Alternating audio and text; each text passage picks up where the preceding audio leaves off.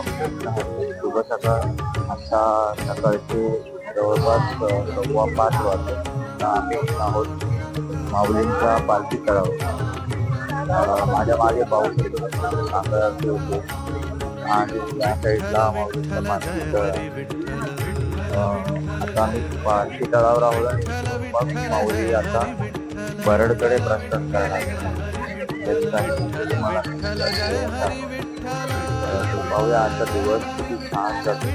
माऊलींच्या सहवासात ही मजा आहे ती काही औरच आहे. या आषाढी पायीवाईचा जो सोहळा ज्ञानेश्वर महाराजांचा पालखी सोहळा आता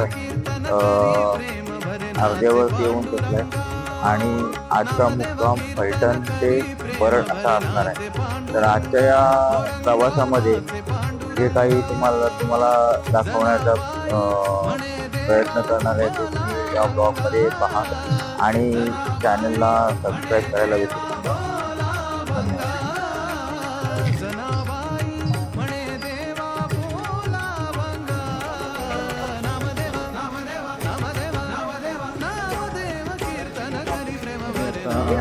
माऊलींच्या पालखी तळावर नंबर लावण्यासाठी माऊलींच्या पालखी तळावर जातात आणि मग तिथे पालखी तळावर गेल्यानंतर प्रत्येक दिंडीची हजेरी होते. त्यासाठी आता आम्ही पालखी तळावर जातो. पालखी तळावर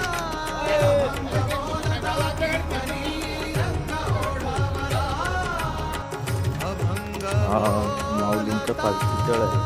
तिथे माऊलींची वस्ती असते. काल तरडेगाववरून फलटणकडे प्रवास केल्यानंतर काल माऊली इथे फलटण इथे विमानतळावर विसावले आहे. त्या साईडला तुम्ही पाहू शकता. तिथे माऊलींची आता काकड आरती चालू आहे. तिथे माऊलींचं रथ सजवण्याचं काम चालू आहे. हे आमचे विनेकरी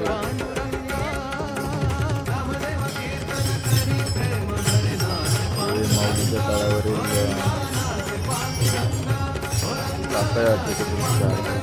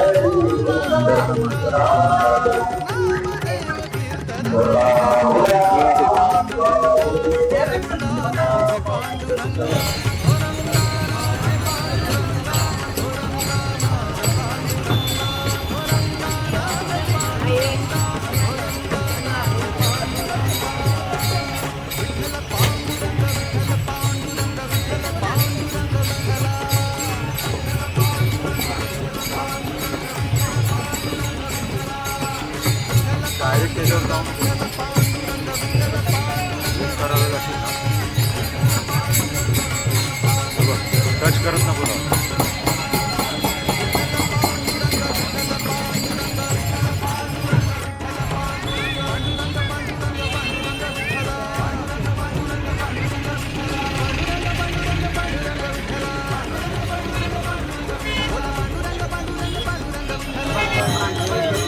येते काय तू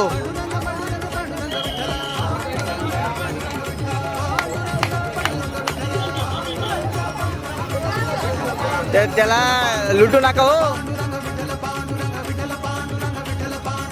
पंधराला दे एवढी आहेत आता 15 लोक.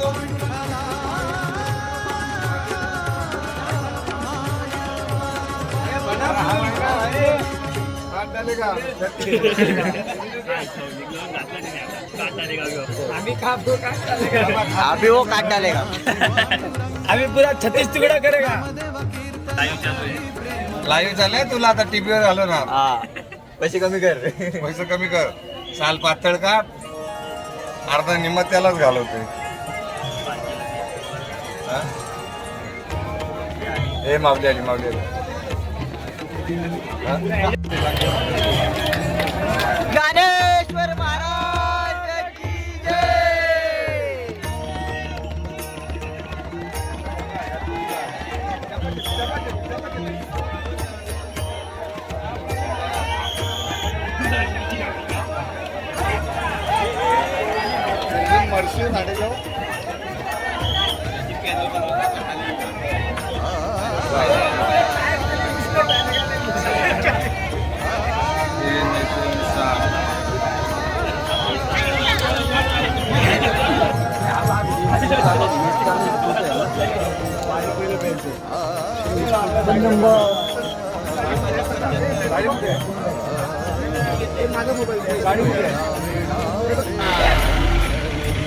पडणारच नाही कारण तुम्ही डायरेक्ट अंबानीकडनं घेतलेला आहे.